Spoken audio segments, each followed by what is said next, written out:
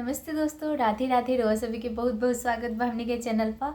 आज हमनी के बहुत सुंदर एगो शिव गुरु के गीत लेके आयल बनी जाता है। वो लोग गीत के पूरा लास्ट तक सुन लो। गीत बहुत अच्छा बा। अगर वो लोग के अच्छा लगी तो लाइक से सब्सक्राइब कर लो और कमेंट में बताएं कि गीत रोल के कैसे ना लगे। शिव गुरु काहे नाथा कीले अखिया खोल के, हर हर बम बम बोल के ना।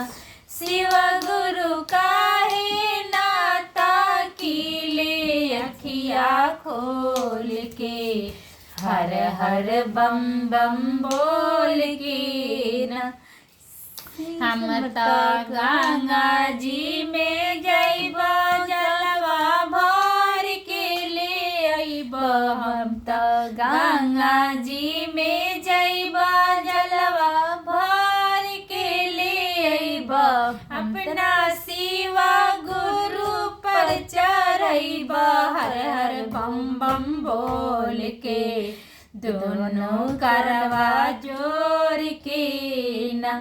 अपना शिवा गुरु पर चढ़इब, हर हर बम बम बोल के, दोनों करवा जोड़ के ना।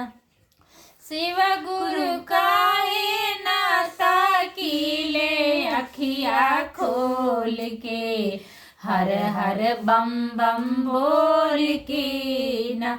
हम तो बगिया में जइब फुलवा लोढ़ के ले अइब। हम तो बगिया में जइब फुलवा लोढ़ के ले अइब। अपना शिवा गुरु पर चढ़इब, हर हर बम बम बोल के, दोनों करवा जोड़ के ना। अपना शिवा गुरु पर चढ़इब, हर हर बम बम बोल के, दोनों करवा जोड़ के ना। शिव गुरु काहे नाता कीले अखिया खोल के, हर हर बम बम बोल के ना। हम तो बसहाली अइब अपना शिवा गुरु के बैठइब। हम तो बसहाली अइब अपना शिवा गुरु के बैठइब, हरे हरे बम बम बोल के, दोनों करवा जोड़ के ना।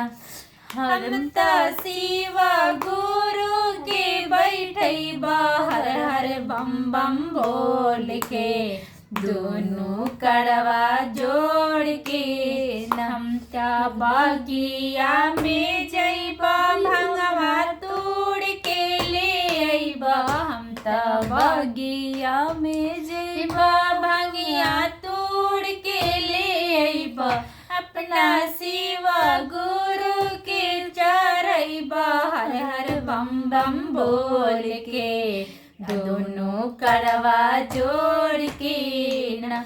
अपना शिवा गुरु के भोग लगइब, हर हर बम बम बोल के, दोनों करवा जोड़ के ना।